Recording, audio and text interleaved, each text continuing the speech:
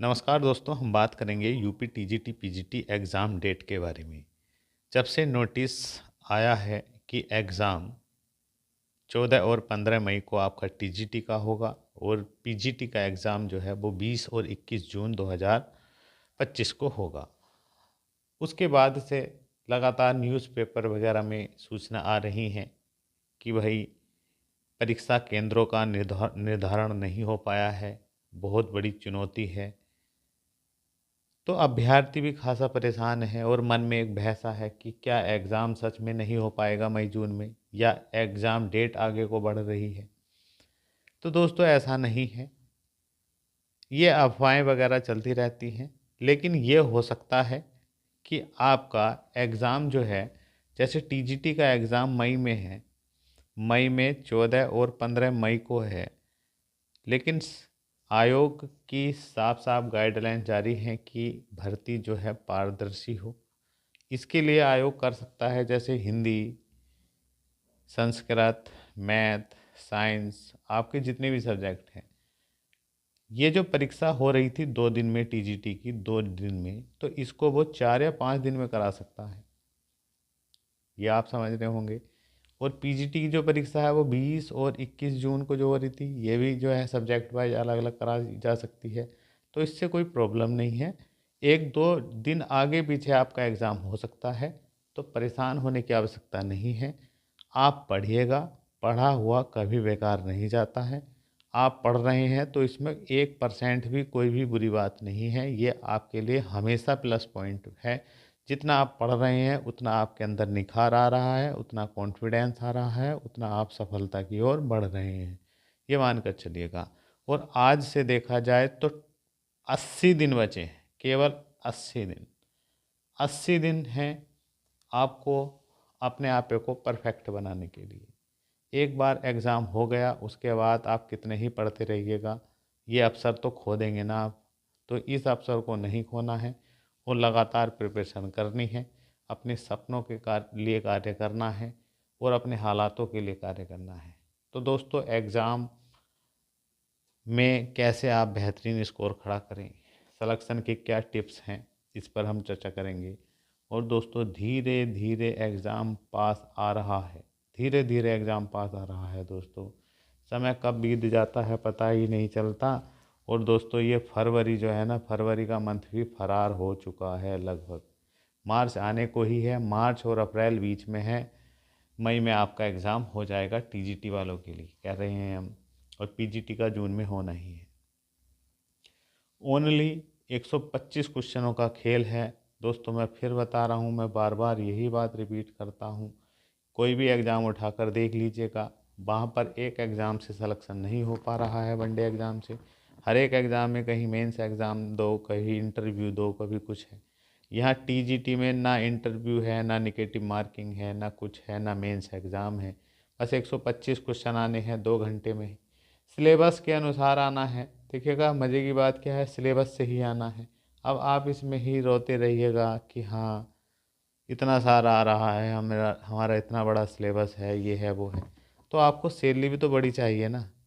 80,000 या 1 लाख रुपए सैलरी वैसे नहीं मिलेगी आपको। कुछ तो आपके अंदर हुनर होगा, आपके अंदर हुनर है भी। तो मैं फिर आपसे कह रहा हूँ, रिजल्ट की परवाह किए बिना बस आपको डेली पढ़ना है, लगातार ही पढ़ना है, एक दिन का गैप नहीं मानना है। बस इतना करते रहना है। कोई भी चिंता मत करो, सिलेक्शन होगा या नहीं होगा, इसकी चिंता बगैर किए बस आपको हुनर पैदा करना है, तैयारी लगातार करते रहना है, अपने अंदर स्किल डेवलप करने हैं, प्रैक्टिस वगैरह लगानी है। आपको बेहतर से बेहतर स्कोर करके आना है। कोई अपनी तरफ से कमी ना छोड़ना, सिलेक्शन आपका ज़रूर होने वाला है। दोस्तों, 4163 प्यारे भाई बहनों को जॉब मिलने जा रही है। टीजीटी और पीजीटी दोनों की बात कर रहे हैं हम। 4163, 2025 में ही इनका चयन हो जाएगा और ज़िंदगी जो लाइफ है वो सेट हो जाएगी। शानदार और दमदार लाइफ हो जाएगी। शानदार इसलिए क्योंकि यहाँ रेस्पेक्ट मिलेगा, अच्छी खासी सैलरी है, तो लाइफ दमदार भी हो जाएगी। और दोस्तों, ये तनख्वाह जो है वो रेस्पेक्ट वाली है इसमें, टीजीटी में आपको पता ही है लगभग 85,000 के आसपास आपको सैलरी मिलने जा रही है, और पीजीटी में 1 लाख प्लस ही आपकी सैलरी होगी।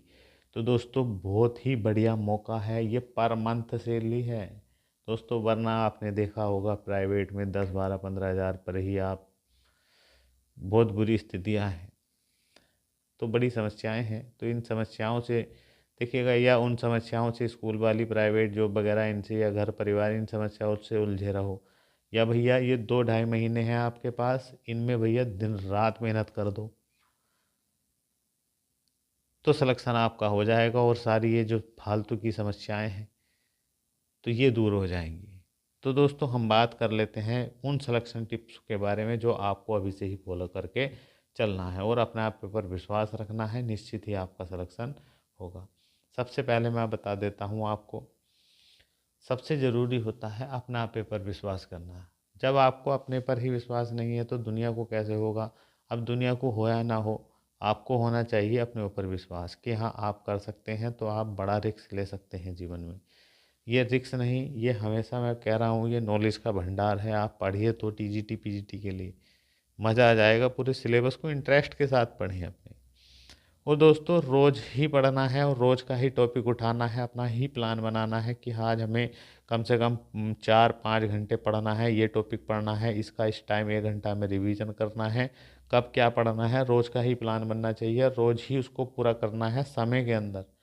इस बात का ध्यान रखेंगे, और सिलेबस के प्रत्येक टॉपिक को पढ़ के जाना चाहिए, क्योंकि ऐसा होता है हमें से कभी कभी, मान लीजिएगा ग्रेजुएशन लेवल का टॉपिक नहीं पढ़ के जा रहे हैं, तो उसमें से आसान चीज़ पूछ ली, वहाँ पर आप नहीं कर पा रहे हैं आसान चीज़ें भी। जो सिलेक्शन लेने वाले होते हैं वे सभी टॉपिकों को देख कर जाते हैं, भले ही उनका बेसिक पढ़ के जाए, तो आपको सभी पढ़ के जाना है। और टीजीटी पीजीटी प्रीवियस पर बड़ी ज़बरदस्त कमांड होनी चाहिए आपकी। एनसीईआरटी बुकों पर देखिएगा, 9 to 12 तो वैसे भी आपका स्ट्रॉन्ग होना ही चाहिए अपने सब्जेक्ट का, जो भी सब्जेक्ट है, क्योंकि आपको स्टूडेंट को ही पढ़ाना है। यहाँ पर तो निश्चित ही आपकी कमांड होनी चाहिए, ज़्यादा कोली भरने की ज़रूरत नहीं है। एनसीईआरटी बुकों पर कमांड रखिएगा, प्रीवियस पर कमांड रखिएगा टीजीटी पीजीटी, और सभी टॉपिकों को पढ़ लीजिएगा। अपना ही पर्सनल नोट्स बनाते रहिएगा, छोटा मोटा नोट्स। और दोस्तों रिपीटेड क्वेश्चन कभी गलत नहीं करना है, इतनी अच्छी कमांड होनी चाहिए आपकी इन पर।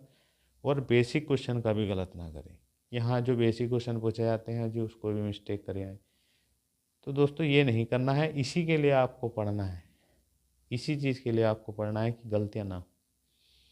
और दोस्तों बुक जो है लिमिटेड रखनी है, अपना सिलेबस इतना सेट करके रख लें, फालतू पर हाथ ना डालें। इस समय ये नहीं है ये भी पढ़ लूँ, वो भी पढ़ लूँ, वहाँ से भी पढ़ लूँ, ये भी पढ़ लूँ, ऐसे ना करें भैया। जो पढ़ें उसी को बार बार रिवाइज करते रहें, इन्हीं चीज़ को आप घोटते रहिएगा। और लास्ट में आके कम से कम प्रैक्टिस सेट जरूर लगाने हैं आपको, 10, 12, 15 दिन, कम से कम 20, 25 प्रैक्टिस सेट भी लगा लेंगे तो आपको ये पता चल जाएगा कि हाँ हम कितना स्कोर कर पा रहे हैं, और कहाँ कहाँ हमारी गलतियाँ हो रही हैं। तो दोस्तों बहुत बढ़िया मौका है, शानदार मौका है। आप अपने पर विश्वास करिएगा, भीड़ मत देखिएगा, सिर्फ आप देखिएगा। बहुत हमने अभ्यर्थी देखे हैं जो नहीं पढ़ पाते हैं, टाल मटोल करते रहते हैं, तो उनसे एग्ज़ाम नहीं निकलेगा। जो लगातार पढ़ रहा है, चाहे 4-5 घंटे का एवरेज लेकर पढ़ रहा हो, 6-7 घंटे पढ़ रहा हो, लेकिन पढ़ रहा हो रोज़, तो उसके सफल होने की संभावनाएं ज़्यादा होती हैं। तो आप भी ठानिएगा और रोज़ पढ़िएगा। वीडियो आपको कैसा लगा प्लीज़ कमेंट करिएगा। मिलते हैं नेक्स्ट वीडियो में।